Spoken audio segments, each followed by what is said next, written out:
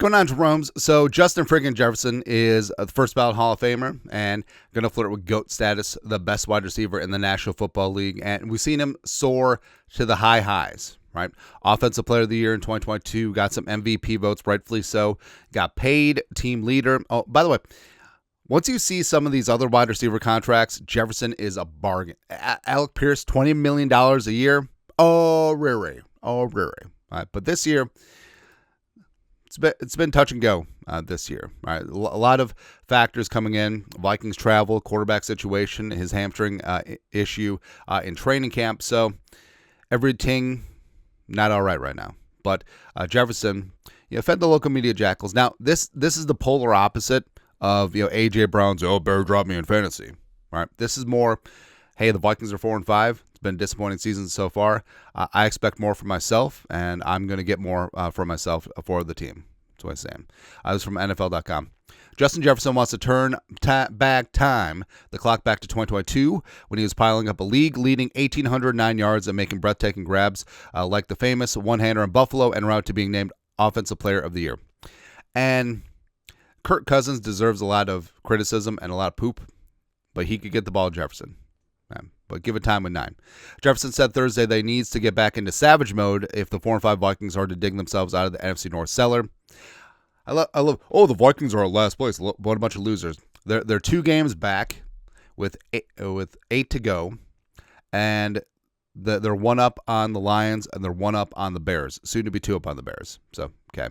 Mentally just wanting to get back into that mode, Jefferson said via the Minneapolis Star-Tribune.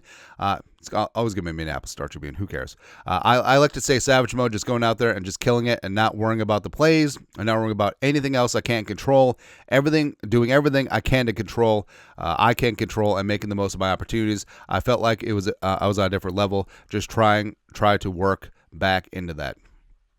And it did seem like Jefferson, 2022, third season, didn't get paid yet, wasn't team captain yet, so didn't have those responsibilities, the burden, the weight of responsibility being a team leader, and he wants all that smoke.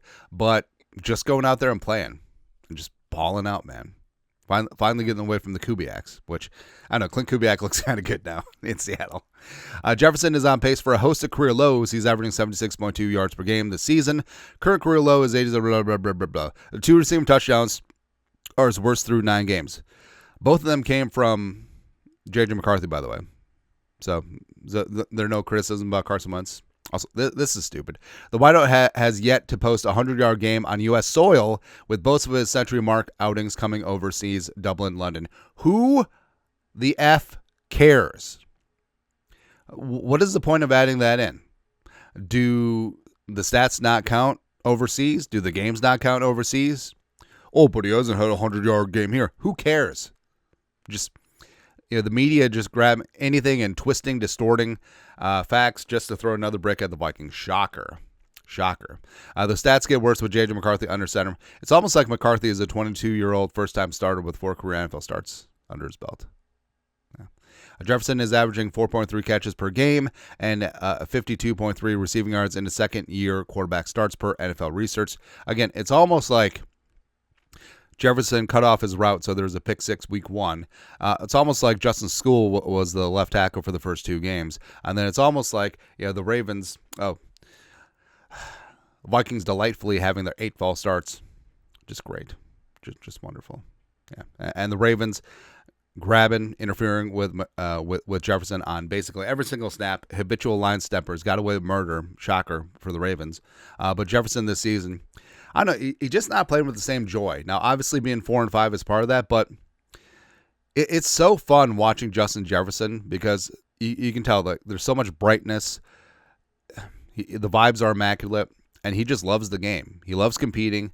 He loves being out there with his guys. He loves going out there and dominating, and that's infectious, right? Everyone and their mom doing the gritty, right? Not getting the superstar whistle. It's pathetic.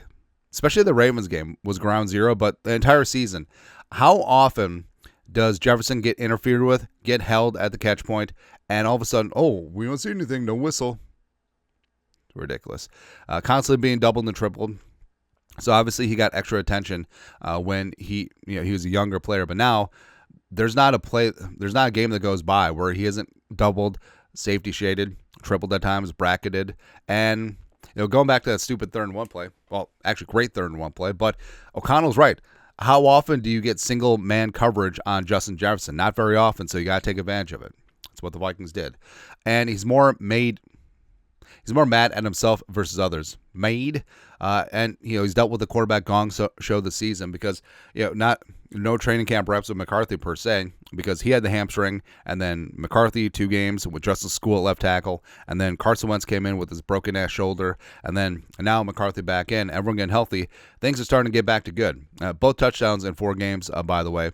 2 touchdowns in both games with J.J. McCarthy, by the way. Also, Addison Hockenson not taking advantage of Jefferson getting mobbed, where Addison had a nice couple of games but sort of faded. Hawkinson's been asked to chip, and also Josh Oliver's injury played into that as well. But basically haven't taken advantage of the gravity that Justin Jefferson has.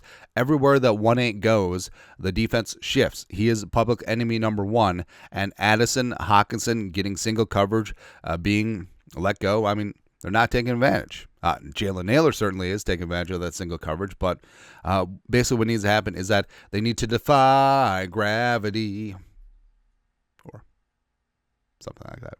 Yeah. But Jefferson, I don't know. Obviously winning is a cologne that covers up a lot of stink. And I do like that Jefferson's talking more about getting more out of himself versus A.J. Brown. Drop me in fantasy. Where Jefferson is all about the team, is all about winning. A.J. Brown is about him.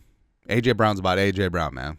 And also, this connection, this chemistry, again, no training camp reps really stung, right? And, Jefferson was there through, parts of voluntary OTAs, obviously there for mandatory OTAs, so they got some off-season work, but they're just getting on the same page. And it does take a little while to go. Also, hey, if Jefferson doesn't trip on that 3rd-and-1 skinny post and also doesn't drop that one in the end zone, things are a little bit different. So he's got 4 touchdowns. Vikings beat the Ravens.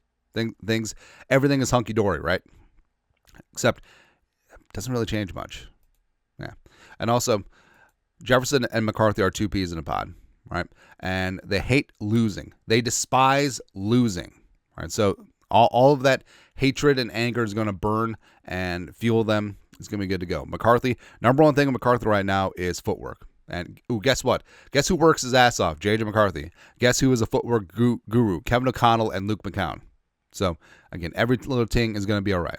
And as the Vikings are rolling on here, yes, they do need a better connection between McCarthy and Jefferson, and it's going to build and grow and show. And the Vikings are far from dead. Far from dead. 2-0 in the NFC North, both on the road. Going to be 3-0. Going to be 4-0 next Sunday. And their showdown in Seattle. Bring it on. So, I always feel like the squeaky wheel gets the grease. Now I'm not saying that Jefferson's been squeaky, but it just feels like a legacy game is coming, right? So, airing out of grievances, and McCarthy, he knows where his bread is buttered, right? And also, the Bears, without their top 2 corners yet again, Bears defense, one of the worst in the league, even though they're number 1 in turnovers, which is random. But it just feels like this is going to be a 12-catch, a $185, 3-touchdown game for Jefferson. I feel it in my bones. I feel it down the marrow that Jefferson's going to do the damn thing big on Sunday. And it might start off with, hey, the Bears are double and tripling him, and then all of a sudden Hockenson Addison gets going, and then defenses have to play them straight up for a change, and then Jefferson shreds. Shreds, man. Yeah. Anyways, that's it.